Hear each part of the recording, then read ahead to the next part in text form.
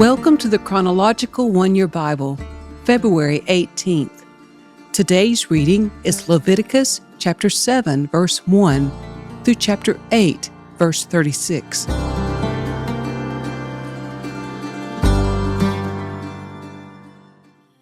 These are the instructions for the guilt offering. It is most holy. The animal sacrificed as a guilt offering must be slaughtered at the place where the burnt offerings are slaughtered, and its blood must be splattered against all sides of the altar. The priest will then offer all its fat on the altar, including the fat of the broad tail, and the fat around the internal organs, the 2 kidneys, and the fat around them near the loins, and the long lobe of the liver. These are to be removed with the kidneys, and the priest will burn them on the altar as a special gift presented to the Lord. This is the guilt offering. Any male from a priest's family may eat the meat. It must be eaten in a sacred place, for it is most holy. The same instructions apply to both the guilt offering and the sin offering. Both belong to the priest who uses them to purify someone, making that person right with the Lord. In the case of the burnt offering, the priest may keep the hide of the sacrificed animal. Any grain offering that has been baked in an oven, prepared in a pan, or cooked on a griddle belongs to the priest who presents it. All other grain offerings, whether made of dry flour or flour moistened with olive oil, are to be shared equally among all the priests, the descendants of Aaron. These are the instructions regarding the different kinds of peace offerings that may be presented to the Lord.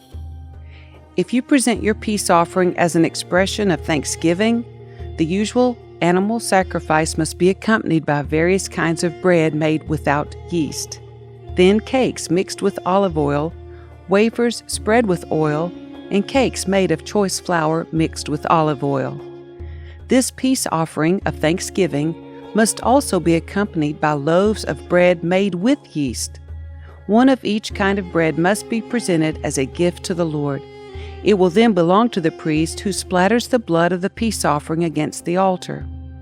The meat of the peace offering of thanksgiving must be eaten on the same day it is offered.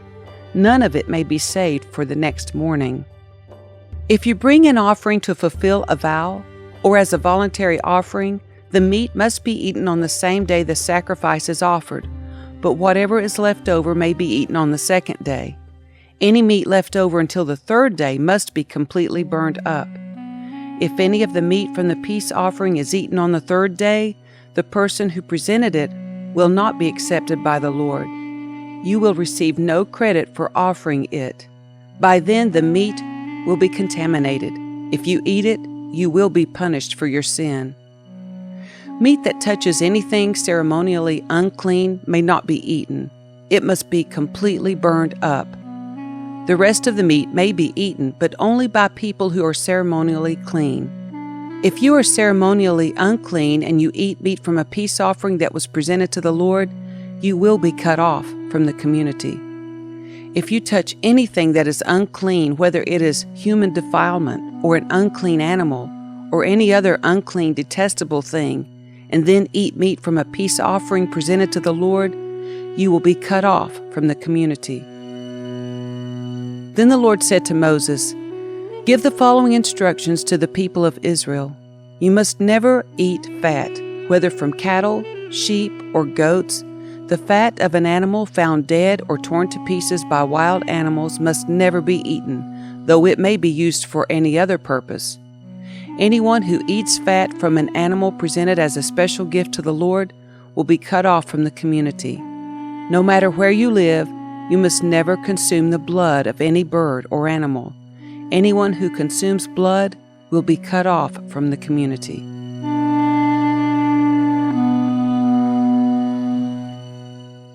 Then the Lord said to Moses, "Give the following instructions to the people of Israel. When you present a peace offering to the Lord, bring part of it as a gift to the Lord.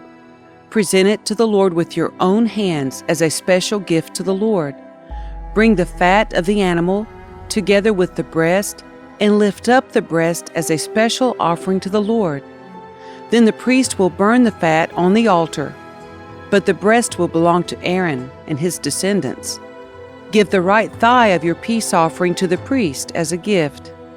The right thigh must always be given to the priest who offers the blood and the fat of the peace offering. For I have reserved the breast of the special offering and the right thigh of the sacred offering for the priests. It is the permanent right of Aaron and his descendants to share in the peace offerings brought by the people of Israel. This is their rightful share. The special gifts presented to the Lord have been reserved for Aaron and his descendants from the time they were set apart to serve the Lord as priests. On the day they were anointed, the Lord commanded the Israelites to give these portions to the priests as their permanent share from generation to generation. These are the instructions for the burnt offering, the grain offering, the sin offering, and the guilt offering, as well as the ordination offering and the peace offering. The Lord gave these instructions to Moses on Mount Sinai when he commanded the Israelites to present their offerings to the Lord in the wilderness of Sinai. Then the Lord said to Moses, "Bring Aaron and his sons, along with their sacred garments, the anointing oil, the bull for the sin offering, the 2 rams, and the basket of bread made without yeast, and call the entire community of Israel together at the entrance of the tabernacle." So Moses followed the Lord's instructions, and the whole community assembled at the tabernacle entrance.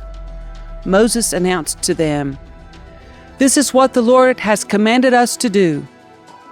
Then he presented Aaron and his sons and washed them with water. He put the official tunic on Aaron and tied the sash around his waist. He dressed him in the robe, placed the ephod on him, and attached the ephod securely with its decorative sash. Then Moses placed the chest piece on Aaron and put the Urim and the Thummim inside it. He placed the turban on Aaron's head and attached the gold medallion, the badge of holiness, to the front of the turban, just as the Lord had commanded him. Then Moses took the anointing oil and anointed the tabernacle and everything in it, making them holy. He sprinkled the oil on the altar 7 times, anointing it and all its utensils, as well as the wash basin and its stand, making them holy. Then he poured some of the anointing oil on Aaron's head, anointing him and making him holy for his work. Next, Moses presented Aaron's sons. He clothed them in their tunics, tied their sashes around them, and put their special head coverings on them, just as the Lord had commanded him. Then Moses presented the bull for the sin offering.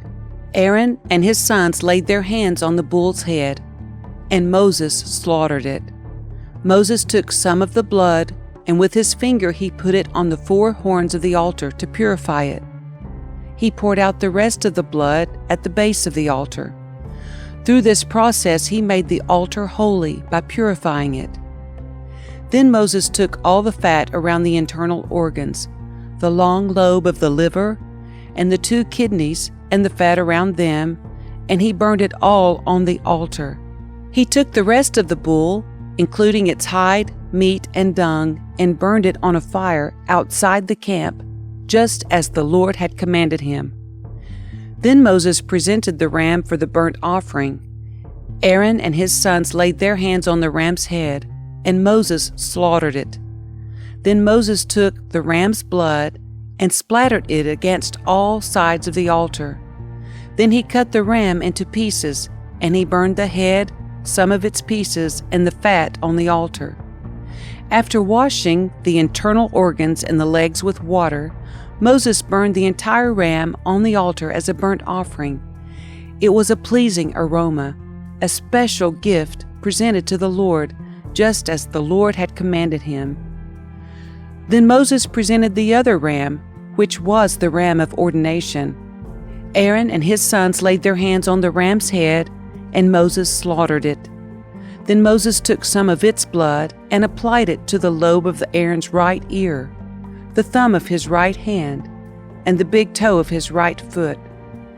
Next, Moses presented Aaron's sons and applied some of the blood to the lobes of their right ears, the thumbs of their right hands, and the big toes of their right feet.